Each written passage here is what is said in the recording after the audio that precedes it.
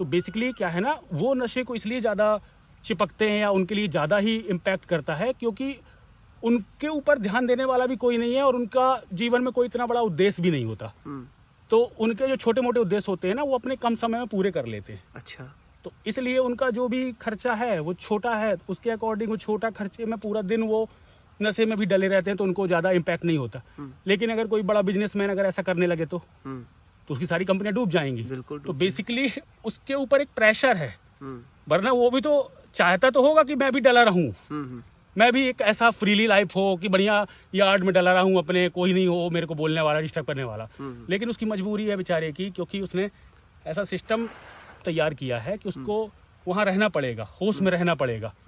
उसको काम से यदि बचने के लिए किसी को नशा करना पड़ रहा है तो आप समझ लीजिए कि आपका काम ही गलत है। अच्छा। अगर काम में डूब करके आपको नशे की आवश्यकता नहीं है, आपका काम इतना पसंद है आपको कि आपको नशे की आवश्यकता नहीं हो रही, तो आप समझ लीजिए कि आपका काम बहुत अच्छा है। और आप ऐसा ही काम आपको आकर्षित करेगा जिस काम के पीछे सत्य छुपा होगा। आप स्वार्थ से किसी काम को पकड़ लेंगे ना तो उस पर वो सत्यता नहीं होती, और फिर आपको सांसारिक चीज़ों की आवश्यकता होती है आपको दिल को सुकून पहुंचाने के लिए। आपका सुकून आपके काम में नहीं है ना, इसीलिए आपको किसी और द्रव्य की आवश्यकता है। हाँ। तो चिंताएं सताती हैं, ये सताता कि मेरा बॉस क्या बोलेगा, और किसी तरह का जो प्रेशर रहता है वो सबको हैंडल करने के लोग इस तरफ जाते हैं। उस दुनिया में आपको यही सारी चीज़ें आकर्षित करेंगी, कारण कि वो एक छोटा प्लेजर है। छोटा प्लेजर, एक तरह से आप ये समझिए कि इस पूरी पृथ्वी में राक्षसों का कब्जा है और देवता भी यहीं रह रहे हैं इसी पृथ्वी पर। अच्छा। हाँ, देवता और राक्षस दोनों ही रह रहे हैं पृथ्वी पर। जी जी।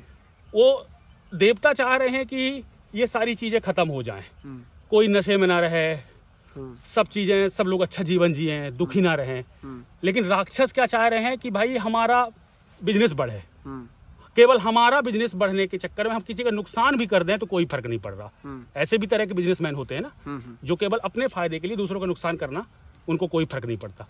तो अगर इस तरीके के विचार के लोग हैं तो राक्षसी विचारधारा है। और जब इस तरीके की विचारधारा आपको कहीं गाइड करेगी तो वो किस चीजों में फंसाएगी? आपको छोटे छोटे चीजों में फंसाएगी ना, क्योंकि उसको अल्टीमेटली आपसे काम लेना है।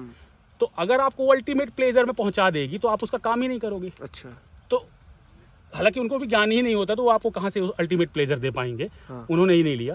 तो जिस दिन आप अल्टीमेट प्लेजर के पास जाते हो ना तो आप इन सारे सांसारिक बंधनों से मुक्त हो जाते हो। इसीलिए संसार कभी नहीं चाहता कि आप अल्टीमेट प्लेजर की तरफ जाओ, क्योंकि संसार का आपसे स्वार्थ है।